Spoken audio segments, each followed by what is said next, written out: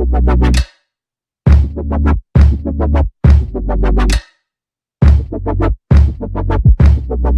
tadi sempat ngobrol juga kan sama lo kan, hidup lo nih kayak roller coaster gitu. Nah. Dari gua kenal sama lo nih, kita ngomongin masa lalu deh ya. Betul. Dari gua kenal sama lo dulu, kita pertama kerja itu bareng di Jalan Bekasi Timur Jatinegara ya. Itu di satu organisasi yang nggak jelas. Maaf ya. Tapi emang nggak jelas sih kalau menurut lu jelas nggak sih itu organisasi? Kamu jadi executive director, aku jadi vice executive director. Executive director tapi kerjaannya nggak ada. Ya tapi itu pertama kali kita ketemu ya di situ. Iya betul. Enggak, sorry. Belum. 97 kita ketemu, terus yang tadi gue bilang, gue nggak pernah aktif lagi. Terus 99 itu gue lulus kuliah. Terus di hire sama. Nah, terus langsung di hire sama Dewan Nasional Penyandang Cacat Indonesia waktu itu. Nah akhirnya ketemu lagi sama lo karena waktu itu DNPCI itu salah satu yang menginisiasi adalah organisasi lo kan, IPC itu ya. Iya betul. Nah, ini balik lagi, lu tuh emang dari dulu organisatoris apa gimana sih, Cak? Ya dari dulu Bang, emang dari kuliah saya aktif mengorganisir teman-teman disabilitas. Lu begitu lahir langsung mengorganisir suster-suster atau? 9 enggak. Jadi saya atau begitu lahir langsung diangkat jadi kepala puskesmas waktu itu? Nah kayaknya lu emang gen aktivis lu kuat banget ya, soalnya. Jadi memang kan kita itu kan terlahir di masa Orde Baru ya, di mana di mana lingkungannya, ketika kita kuliah itu ya lingkungan aktivis kan. Jadi kalau nggak jadi aktivis nggak keren. Betul, gitu kan. Kalau sekarang kan kalau nggak jadi blogger nggak keren gitu kan. Betul. Kalau nggak jadi influencer nggak keren. Kalau dulu kalau nggak jadi aktivis nggak keren. Gue waktu kuliah itu memang lagi masa-masanya gue bete karena lagi rabun-rabunnya mata gue kan. Oh gitu ya. Jadi nggak kepikiran tuh buat jadi aktivis. Tapi gue sempet BEM. Nah, iya, bukan BEM, dulu apa namanya? Senat. Gue dulu gue sempat senat gitu. Tapi itu juga senat juga. Jadi angkatan gue itu sebenarnya angkatan yang paling banyak belajar. Oh gitu. Nah, jadi angkatan gue angkatan 94 gitu. Itu satu angkatan tuh urusannya belajar juga. Pas pemilihan senat nggak ada yang datang. Nggak ada yang datang. Tapi ada beberapa yang protes gitu. Oh ini kan ininya angkatan 94. Akhirnya dipaksa lah beberapa orang untuk masuk, termasuk diantara gue gitu kan. Gue pengurus senat tapi gue lupa dulu apa. Tapi bukan ketua sih. Pengurus tapi bagian ini ya mungkin bagian heboh gitu aja. Bagian heboh lah waktu itu gue banci tampil soalnya. Lebih ke banci tampilnya sih. Gitu. Ya. Nah kalau lu emang ya, aktif berorganisasi. Aktif ya, saya dulu di Intra maupun yang di ngenalin Extra. lo dengan organisasi kayak gitu-gitu siapa sih? Dulu memang saya kan waktu itu ada dulu penataran P4 ya Bang, zaman dulu. Nah saya penataran P4 itu sudah vokal sih dulu, sehingga saya sama itu penataran P4 apa? Waktu kuliah? Ya waktu kuliah. Karena kita kan dulu setiap kuliah kan penataran. Iya, setiap SD, SMP, SMA kan. Tapi kuliah juga mahasiswa baru kan ada penataran P4 kan? Iya, artinya lu mulai vokal di yang kuliah. Berapa itu? 1 bulan atau berapa itu? Iya, pokoknya panjang lah. Dan saya the best 10 kan, masuk the best 10. Oke. Nah kemudian sama Senat pada waktu itu ya disorot karena kan harus maju ke lapangan kan, baris semua mahasiswa baru, keren dong Bang saya. Jadi ada berapa ribu mahasiswa, saya maju 10 maju kan, jadi sorotan itu Bang. Gitu kan. Terus sama teman-teman Senat gitu, kemudian ya diajak diskusi lah, mau di kader, ada teman HMI, ada teman PMII gitu ya. Nanti kalau Mas Aam yang sekarang di Nasdem apa namanya, sekarang jadi legislatif di Nasdem, mungkin ingat lah nonton ya. Saya dulu di kader sama Mas Aan ya. Mas Aan itu dulu ketua PMII Jombang ya pada waktu itu. Jadi ajak ngobrol. Nah, soal ya gerakan mahasiswa. Nah, pada waktu itu memang saya tidak begitu tertarik ya untuk organisasi-organisasi di kayak HMI, PMII begitu, karena saya melihat sudah terlalu banyak. Tapi ketika saya melihat banyak teman-teman disabilitas itu yang kemudian menjadi pengamen, menjadi jual isi korek gitu kan, jual koran gitu. Saya hati saya terpanggil lah untuk mengorganisir mereka. Akhirnya saya bentuk IPC itu tadi, Bang. Gue dulu ngelihat teman-teman jadi tukang pijat, jadi pengamen, jadi gue mikirnya ntar gue kayak gitu kali. Ya kan zaman dulu kan semua tunanetra kan dilatih jadi tukang pijat. Nah sementara tadi gue bilang kan gue anak ayam tanpa arah tuh waktu itu tuh. Jadi begitu ketemu mereka boro-boro kepikiran organisasi. Ya Teguh kayak begitu ya gue. Makanya. Gitu. Nah terus apa namanya kita mulai kerja tuh kan di NPCI ya. Jujur gue sih ngerasa bersalah ya sama lu karena waktu itu gue bilang sama ya salah satu penggedenya ini lah, gue nggak mau nyebut nama ya. Masih ada orangnya. Jangan-jangan nonton. Dan gue juga menghormati salah satu pendirinya gitu karena emang gue respect banget sama beliau gitu. Nah tapi gue minta waktu itu untuk Cakpu di Jakarta deh gitu temenin gue gitu. Iya gue yang minta lu gitu karena waktu itu background gue tentang organisasi juga nggak terlalu kuat, terus gue kayaknya dikasih tanggung jawab yang besar gitu kan. Dan kesannya waktu itu nih organisasi gede banget gitu. Loh, tujuannya pada waktu itu kalau Bang Jack masih ingat adalah menggugulkan salah satu pendirinya untuk duduk sebagai MPR di MPR sebagai utusan golongan, fraksi utusan golongan ya, fraksi dan itu berhasil. Iya kan? Betul berhasil. Makanya besar kita lobby kemana-mana kan. Jadi dulu Yusril sama Hendra kita ketemu, Hasbalah M Saad, terus AM Fatwa ketemu semua kita. Ernawi Tular. Kita masuk gedung MPR udah kayak orang keren itu, dan saya sebagai anak kampung gitu ya. Gue juga dulu ngerasa gitu loh. Keren udah masuk. Gila, gue masuk gedung MPR DPR gitu. DPR ketemu Hasbalah ikut sidang, ketemu fraksi. Itu tahun 2000 itu. Tahun 2000, bener tahun 2000 itu. Dan itu gue juga nggak di situ tuh gue. Artinya emang gue tuh banyak belajar dari lo sama Joni Yulianto ya. Karena itu kan teman-teman aktivis muda gitu yang memang berangkatnya dari grassroots, tahu keadaan di lapangan tuh kayak apa gitu. Nah terus makanya ketika gue jujur aja ya, ketika kita waktu itu masuk ke gedung MPR ketemu dengan tokoh-tokoh saat itu, gue pikir kita pahlawan. Ternyata kita hanya diperalat. Ya nggak apa-apa untuk latihan kan. Akhirnya kan bener-bener. Tapi lo punya perasaan yang sama nggak sih? Ya hampir sama lah. Sama lah. Kita kan sering ngobrol juga. Kalau di kantor sekretariatan yang sebenarnya bukan sekretariatan itu kan. Kantor yang busuk itu. Ya kita kan sering curhat kan, saling curhat gitu kan. Ini sorry ya kalau teman-teman banyak yang nggak ngerti ini dua orang ngomong apa sih. Gue emang hari ini pengen nostalgia aja sih sama Capo karena like 22 years ya. Iya, udah lama ya. 22 tahun gitu kita sudah berkawan lama gitu. Dan kita tuh memang belajar dari awal, dari nol, terus akhirnya dari situ lo dalam tanda kutip kabur ya. Kabur. Ya, karena nggak betah Bang. Fasilitasnya nggak ada. Kabur ke Belanda lagi lo. Belum ke Belanda. Pulang dulu. Saya izin ada training di satu nama Jogja, tapi habis itu nggak balik. Habis itu nggak balik lagi. Saya ditinggalin. Habis aku kan karena Bang Jack kasihan juga saya tidur di bekas hotel gitu kan. Iya. Akhirnya saya sering nginep di kamar Bang Jack kan kalau malam minggu. Malam minggu udah Cak ke ini gua aja. Ke rumah gua aja gitu. Nyokap gua tuh sampai sekarang tuh suka nanya itu Capu apa kabar gitu. Saking seringnya nginep di rumah.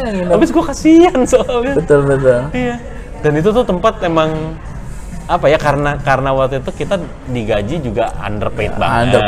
Ya, betul. Terus Capu juga sebagai perantau nggak mungkin lah dengan gaji segitu bisa hidup atau ngekos atau apa gitu, dikasih lah tempat tinggal tapi nggak layak. Akhirnya kabur balik lagi. Dan itu kemana waktu itu? Ya ke Jogja itu. Ke Jogja. Jadi saya pulang izin saya saya dapat training kan di Jogja di satu nama untuk training tentang aktivis lah organisasi. Dan itu kan nggak balik saya, nggak balik. Dan kita masih ingat dulu kalau pulang ke Bang Jack kan kita selalu gandengan itu sore kan. Betul. Di Taman Jatinegara itu. Sambil digodain bencong. Dan teman kita preman-preman. Ya, dan teman kita preman-preman, daerah situ preman. Jadi yang tahu daerah Perumpung, dulu kan banyak pangkalan truk tuh di situ tuh. Kantor kita di belakangnya. Di belakangnya pangkalan truk itu. Jadi kita kenal tuh sama preman-preman.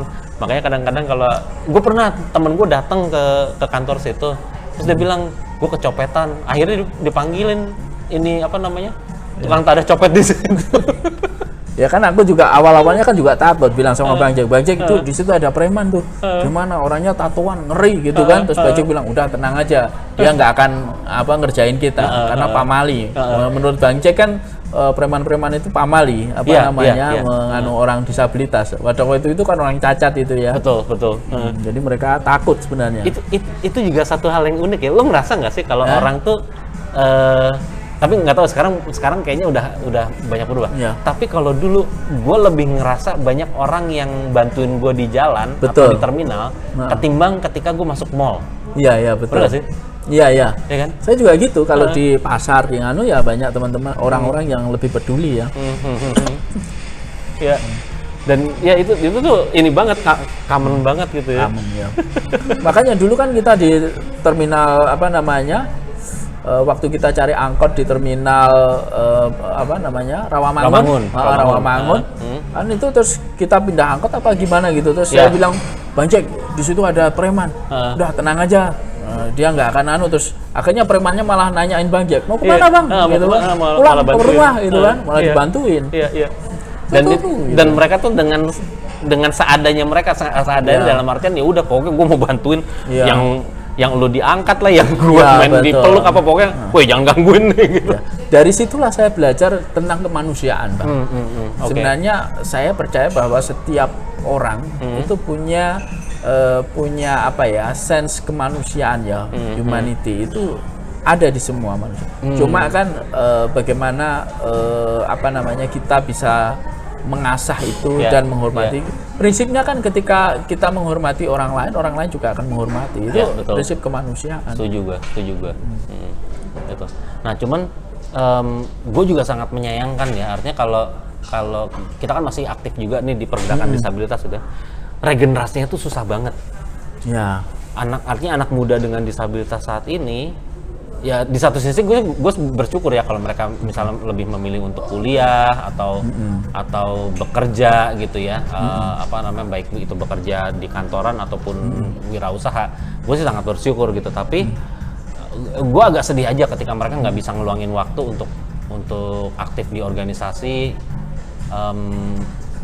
berkontribusi dalam pergerakan kayak gitu.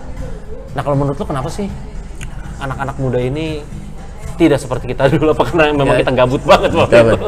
Zamannya berubah, Bang. Zamannya berubah. Sekarang kan era digital. Mungkin pengorganisasian itu juga sudah melalui digital ya. Tapi kalau saya melihat sudah baguslah kemajuan ya. Mungkin memang eranya berbeda dengan kita dulu kan. Kalau yang sekarang itu sudah banyak, misalnya seperti Bang Jack kan juga sekarang bertransformasi. Iya. Sekarang pakai YouTube, advokasinya kan lewat ini. Iya, gue advokasi sekarang kan lewat. Nggak teriak-teriak di pinggir jalan lagi kan? Betul. Iya kan. Nah itu saya lewat pikir stand up comedy, lewat YouTube komedi. Karena memang itu media yang sekarang diterima oleh masyarakat dan banyak digunakan oleh masyarakat. Kalau kita masih demo di pinggir jalan, malah nanti dikira nggak musim juga ya. Nggak musim gitu. Dan orang juga udah nggak terlalu care gitu, dengan empatinya malah jadi nggak ada. Kalau persepsinya malah buruk, malah nanti di haters di netizen itu kan jadi kejam-kejam kan ya. Nanti dikirain kita pasukan nasi bungkus kayak apa. Jadi bahaya kan. Betul. Makanya jadi kita maunya benar-benar kritik pemerintah gitu ya, tapi kan itu dibayar tuh. Karena memang itu sudah model-model seperti itu celakanya memang sudah ternodai oleh kelompok-kelompok yang memang benar-benar dibayar. Kalau dulu zaman kita kan, kita demo di depan KPU kan memang nggak ada yang bayar. Betul. Untuk utusan golongan, memperjuangkan utusan golongan, kita demo kan memang benar-benar bersih memperjuangkan itu. Nah, sekarang kan ada demo yang dibayar, itu menjadi masalah. Lo dulu inget nggak sih kita demo sampai ke Indramayu? Iya kan, iya ingat lah. Kalau pikir-pikir ngapain juga ya. dan mau aja. Mau aja ya. Tapi itu balik lagi proses belajar kita ya kan dulu ya. Tapi ya itu masa lalu itu adalah ya menurut saya ambil proses belajarnya aja. Ya dan apa ya? Gue tuh berharap banget dari apa yang kita pelajarin itu bukan berharap, sorry. Artinya gini, gue memang ngerasa apa yang kita pelajari membawa kita ke posisi kita sekarang ini gitu loh. Ya betul. Nah, cuman gue juga ngerasa banyak orang yang nggak ngelihat proses awalnya, baru ngelihat sekarangnya. Betul. Dan melihat kita itu sebagai orang yang nggak murni dalam berjuang gitu. Lu ngerasa kayak gitu juga nggak sih? Ya aku merasa begitu juga ya. Ya kadang-kadang ada aja yang komen di Instagram, di YouTube. Kalau gue kan media gue sekarang itu di Facebook ya. Itu masih banyak gitu yang lu mah enak gitu loh. Pasti awalnya gitu, lu mah enak udah. Ketika gue misalnya bikin statement tentang pekerjaan disabilitas, tentang pendidikan gitu kan dan lain sebagainya. Selalu tuh ada yang gitu, lu mah enak, lu udah gini nggak ngerasain gini. Lo merasa kayak gitu juga sih? Artinya ada yang ada yang merasa begitu, tapi kan mereka nggak tahu latar perjuangan kita dulu, Bang. Dan menurut saya sih wajar ya. Kita sudah mencapai begini kan ya pertama kita harus menikmati memang ini proses berjalan. Kalau kita tetap di perjuangan itu nanti itu enggak ada. Itu kan harus regenerasi, Bang. Iya. Jadi kalau misalkan saya dulu aktif di gerakan, kemudian bicara frontal, selalu kritik ke pemerintah di nganu, soal akses bis, soal trotoar, saya dulu kan juga begitu, sama kan. Tapi kan masa kita terus mengambil posisi di situ terus, nanti teman-teman yang lain yang baru-baru ini di mana tempatnya? Maka aku harus bergeser. Kita harus bergeser. Seperti Bang Jack, aku salut. Bang Jack bergeser ke misalkan stand up, bergeser ke supaya yang dulu posisi kita itu ditempati yang muda-muda, yang baru-baru. Gue jujur aja ya, gue dulu kan gue lebih sering dikenal sebagai trainer dan fasilitator gitu ya. Selain dari kerjaan kantor gue, job itu gue udah nggak ambil lagi. Gue udah nggak mau artinya gue coba untuk rekomendasiin ini si A deh atau si B deh gitu supaya dia juga berkembang. Karena gue juga ngerasa sekian tahun gue jadi trainer, ya itu adalah tempat gue belajar. Masa kita 30 tahun, 20 tahun di organisasi, jadi ketua organisasi aja kan ya ibaratnya kan masa iya Dewa 19 masih main di Tarkam gitu kan. Ya kita harus bergeser. Saya pun misalkan jadi komisioner ini dalam rangka juga menggeser posisi supaya posisi saya dulu ditempati oleh teman-teman yang muda-muda, yang saya yakin, saya percaya loh, teman-teman aktivis disabilitas muda itu lebih kreatif, lebih tahu situasi. Lo kalau merhatiin YouTube anak-anak baru itu ya sebenarnya pada bagus-bagus loh. Artinya gini, konsepnya mereka bagus, mungkin lemah di eksekusi ya karena mungkin mereka juga nggak punya banyak referensi, tapi konsepnya tuh bagus-bagus kalau menurut gue. Jadi ketika mereka difasilitasi dengan baik itu saya begitu artinya. Sudahlah, kita ini bukan zamannya. Oke lah, kita punya pengalaman panjang di dalam gerakan disabilitas. Punya. Tapi sekarang ini zamannya sudah berbeda. Betul. Sehingga memang harus anak-anak muda yang sekarang aktivis-aktivis disabilitas muda yang sekarang sekarang seperti Dimas Muharam, kemudian teman-teman Perdik yang muda-muda itulah yang kemudian posisi-posisi menempati advokasi itu. Nah, kita itu sekarang harus sudah mulai banyak menciptakan literasi pengalaman kita bagi kepada anak-anak muda sebagai referensi. Nah, itu mungkin yang agak disayangkan ya, kayaknya buku-buku atau referensi tentang perjuangan disabilitas tuh belum jarang banget didokumentasiin ya. Dan itu juga itu juga salah satu kenapa gue bikin YouTube sebenarnya. Nah ini daripada susah nulis, ya mendingan ngobrol. Gue kan emang gak seneng nulis juga ya. Kemarin aja ketika gue kuliah lagi tuh kan gue baru tuh dipaksa lagi untuk nulis. Tapi gue emang lebih suka ngomong kayak gini gitu loh. Dan ini kan jadi terdokumentasi juga. Sekarang juga orang ya trennya sekarang orang daripada baca buku mendingan nonton YouTube kok. Betul. Ya. Kalau memang niatan kita untuk niatan kita untuk referensi menceritakan masalah pembelajaran ya nggak apa-apa. Ya tapi memang harus ada yang nulis juga. Ya.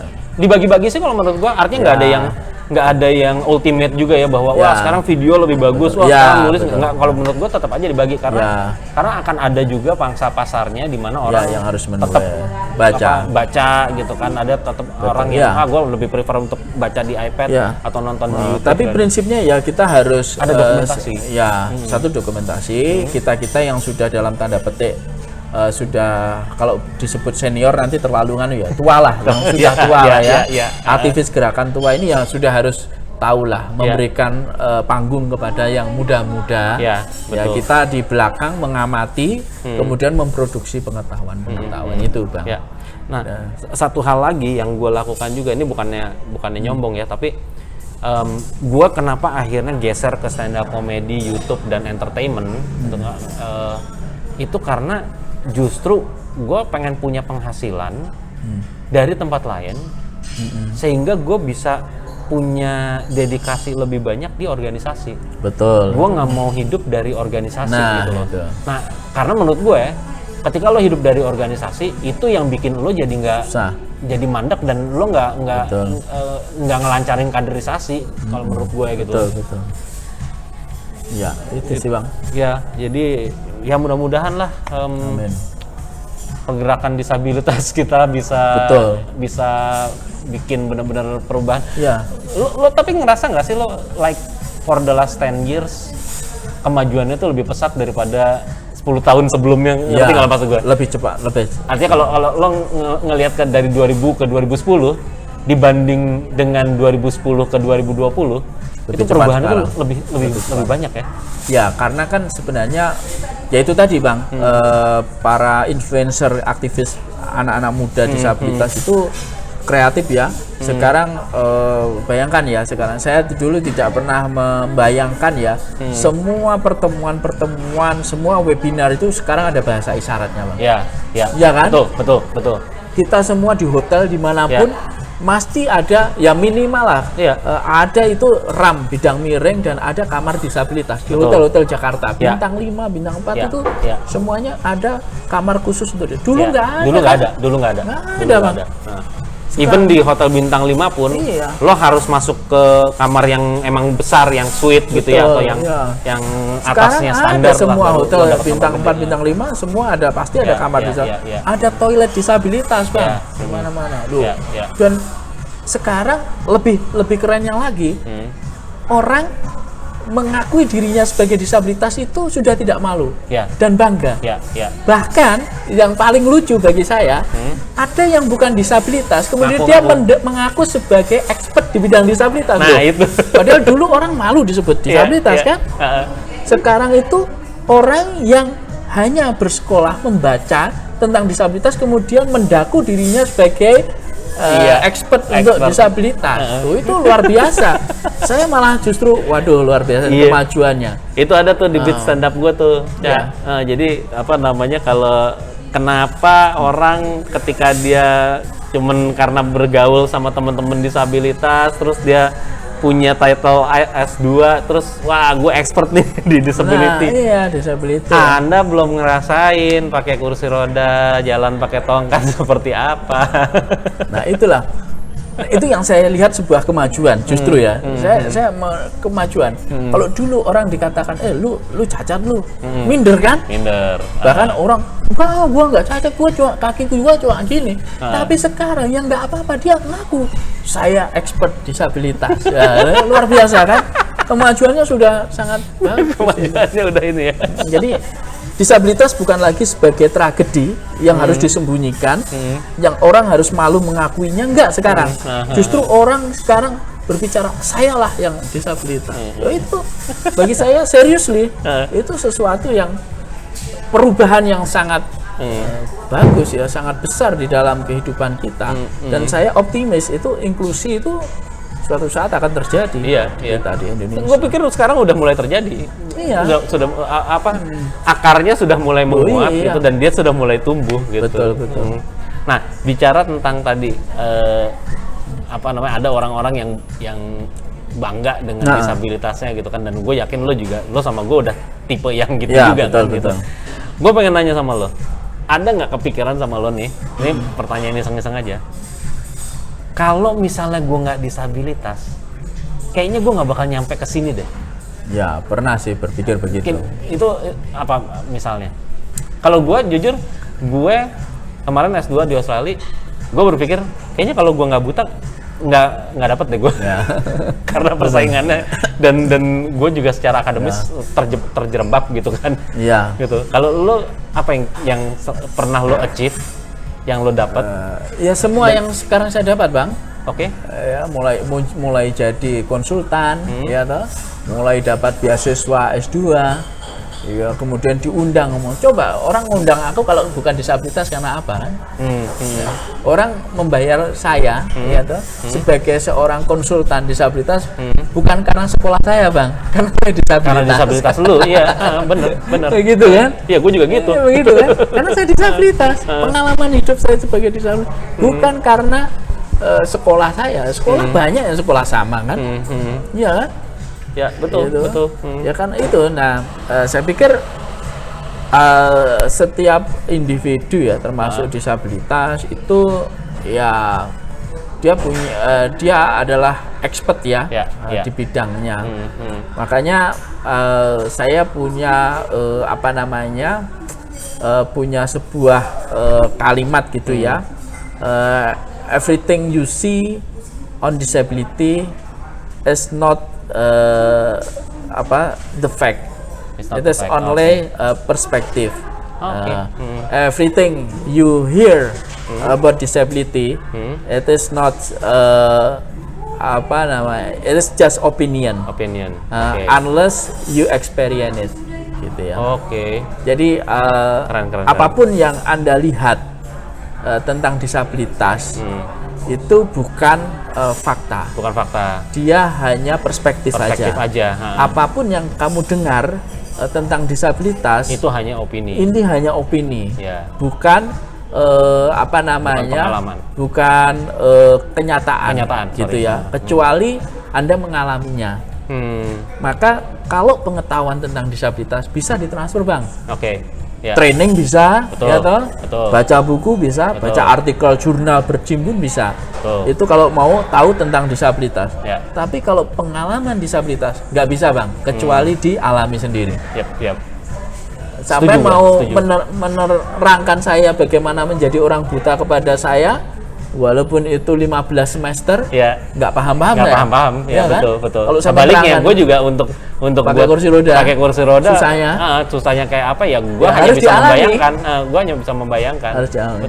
Harus dialami gitu. Kalau misalnya emang udah ngalamin baru. Gitu. Maka saya sangat menghormati setiap teman-teman disabilitas itu ketika dia bicara atas nama pengalaman dia, itu saya sangat menghormati. Nggak bisa kita menjudge. Oh itu salah, enggak begitu, semestinya begini. Contoh misalkan, Bang, ini menarik sekali. Suatu saat ada diskusi, konferensi gitu. Saya disabilitas, ada orang yang bergerak di bidang disabilitas, tapi dia bukan disabilitas. Membicarakan soal toilet disabilitas, diskusi fasilitas. Menurut dia, toilet yang ada logonya disabilitas itu boleh dipakai oleh orang lain yang bukan disabilitas, meski ketika itu kosong. Ya, gitu ya. Jadi boleh dipakai, gitu kan. Kalau pengalaman saya nggak setuju, Bang. Ya, karena apa? Ketika aku butuh dan kebelet, ya toh, nggak bisa ditahan. Ternyata di dalam toilet itu ada orang.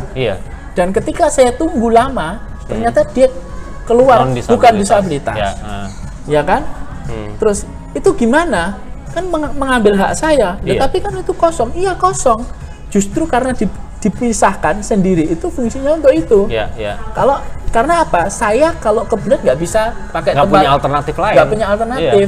Kalau Anda bisa lari. Lo bisa lari, lo bisa ke toilet yang lain. Misalnya toilet sini penuh, Anda bisa ke toilet sebelah. Iya, iya.